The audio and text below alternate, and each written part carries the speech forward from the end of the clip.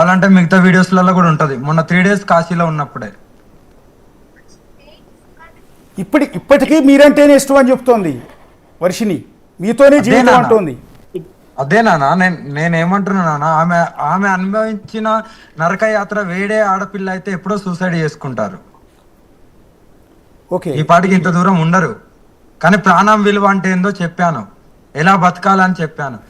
నీకు ఎక్కడ ఇష్టమవుతుందో అక్కడ బతకచ్చు. సభ్య సమాజంలో చనిపోవడమే గొప్ప కాదు. మేమంటే మాకంటే సర్వస్వం పోయింది కాబట్టి మాది వేరు. కానీ ఎక్కడుండైనా సరే బతకచ్చు. ఆ బతుకులో నీ ఆనందాన్ని మాత్రమే ఎత్తుక్కోవాలి. ఎవరో ఆనందం ఇస్తాడు, లేకుంటే ఎక్కడికో పోతే ఆనందం దొరుకుతానే భ్రమ అని చెప్పాను. అప్పటి నుండే ఆమె రిలీజ్ అయింది. అవును కదా, జీవితం అంటేనే ఆనందం, ఎప్పుడు ఎవరు ఉంటామో ఎప్పుడు ఎవరు పోతామో తెలియదని నాతో పాటు వచ్చేయడం జరిగింది. ఇప్పుడు మీరు పెళ్లి చేసుకున్నారు, ఇక జీవితం ఏదైనా సరే కడదాకా మీతోనే ఉంటాను అంటుంది. మరి మీరు కూడా అమ్మాయిని స్వీకరించడానికి సిద్ధంగానే ఉన్నారా? 100% స్వీకరిస్తాను నాన్న.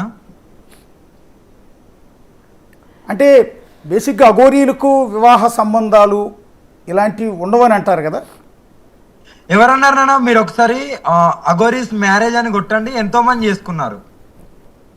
ఓకే, చాలా మంది మ్యారేజ్ చేసుకున్నారు. దేని గురించో మ్యారేజ్ చేసుకోలేదు, ఒకరు తోడు కావాలని చేసుకున్నారు తప్ప ఇంకోటి ఆశించి అయితే ఎవరు చేసుకోరు. తిరుచిలో ఒక మణికందన్ అని ఒకరు ఉన్నారు. ఆయన రీసెంట్ గా ఒక 6 months బ్యాక్ పెళ్లి చేసుకున్నారు. ఇప్పుడు ఈ ఈ ఆడపిల్ల అయితే ఎవరు ఉన్నారో, వర్షిని ఉంది కదా, వర్షిని ఇంతకు ముందు చేసిన అఘోరి ఉన్నాడు కదా, రాజేష్ నాథ్, ఆయన కూడా మ్యారేజ్ చేసుకున్నాడు. అతనికి కూడా పిల్లలు ఉన్నారు. అదే పాయింట్ నేను అంటున్నాను. కాదండి, ఇప్పుడు మీరు చెప్పిన పేర్లలో ఉన్న వాళ్ళంతా కూడా, నేను మళ్ళీ మీరు బాధపడకూడదు, వాళ్ళంతా మగవాళ్ళు, వాళ్ళు పిల్లలు, వాళ్ళ వల్ల పిల్లలు పుట్టే అవకాశం ఉంది కాబట్టి పెళ్లి చేసుకున్నారంటే అర్థం ఉంది.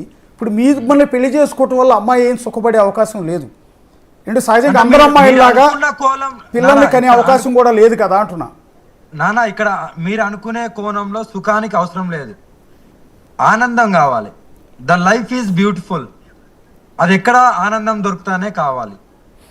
హ్యాపీనెస్ అంటే ఒక ఫిజికల్ వల్ల వచ్చే హ్యాపీనెస్ కాదు. ఇక్కడ ఎత్తుక్కోవాల్సింది అది కూడా కాదు.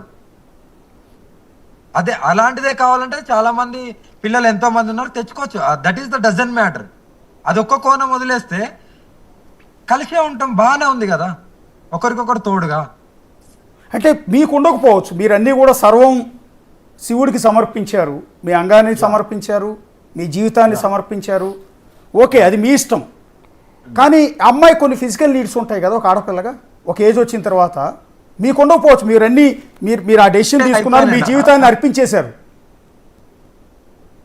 యా, అమ్మాయి కూడా అర్పిస్తా అని మాట ఇచ్చింది కాబట్టి, అన్నిటికీ ఆమె కట్టుబడి ఉన్నది కాబట్టి.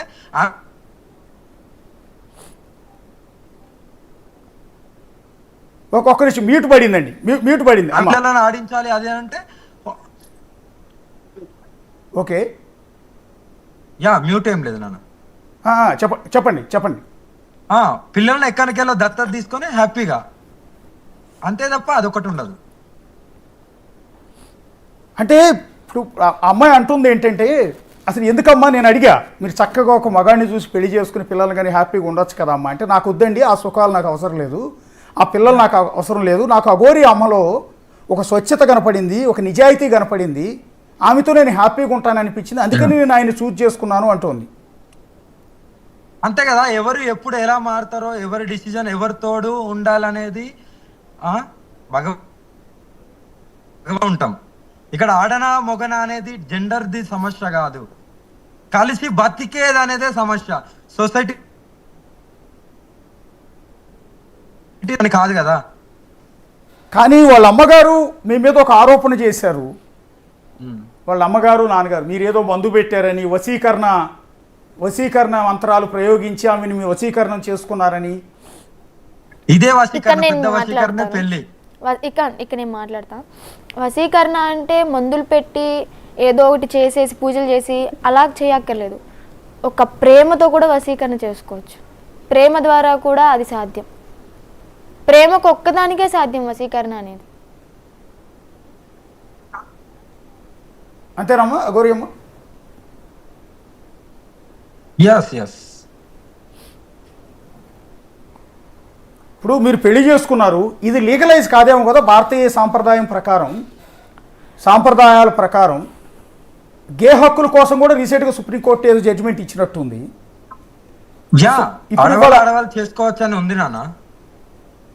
ఆడవాళ్ళు చేసుకోవచ్చని యా ఎక్కడో ఆర్టికల్స్ ఉన్నాయి చూడండి. ఓకే, మీరు ఇప్పుడు ఆ కోణంలో మీకు అయినా రైట్స్ ఉంటాయి. ఒక్క మాట, ఎవరో సభ్య సమాజం ఏదో అనుకుంటదని మేము కాదు కదా. సభ్య సమాజం వాళ్ళే ట్రస్ట్ బట్టి ఉన్నారు, వాళ్ళకే తీర్చుకోవడానికి ఒకరికొకరి సుఖాలు పంచుకోలేక దరిద్రంలో బతుకుతున్నారు. అయినా మమ్మల్ని ప్రశ్నించడానికి వాళ్ళెవరు? అంటే మీరు అన్నది కరెక్టే, అది ఎగ్జాక్ట్లీ నేను యాక్సెప్ట్ చేస్తాను. సమాజం గురించి మీరు పట్టించుకోవాల్సిన అవసరం లేదు, ఎందుకంటే మీరు తప్పు చేయట్లేదని భావిస్తున్నారు కాబట్టి. సరే ఓకే, కానీ చట్టాలు అని ఉంటాయి, లీగలైజ్ కావాలి కదా. రేపు పొద్దునప్పుడు ఆ అమ్మాయి మీతో పాటు ఉంది, అదే లీగలైజ్డ్, మీకు చట్ట ప్రకారం మీకు హక్కులు ఉండి రేపు మీ భార్య అయి ఉంటే, మీరు మొన్న వాళ్ళ అన్నయ్య వచ్చే విష్ణు అనేవాడు వచ్చి కొట్టి తన్ని తీసుకెళ్ళిపోతుంటే మీరు ఆపగలిగేవాళ్ళు, ప్రొటెక్షన్ ఉండేది కదా మీకు. మొన్న మీకు అమ్మాయిని తన్ని తీసుకెళ్ళిపోతున్నప్పుడు మీరు ఆపగలిగేవాళ్ళు కదా, ఒకవేళ చట్ట ప్రకారం మీకు హక్కు ఉండుంటే.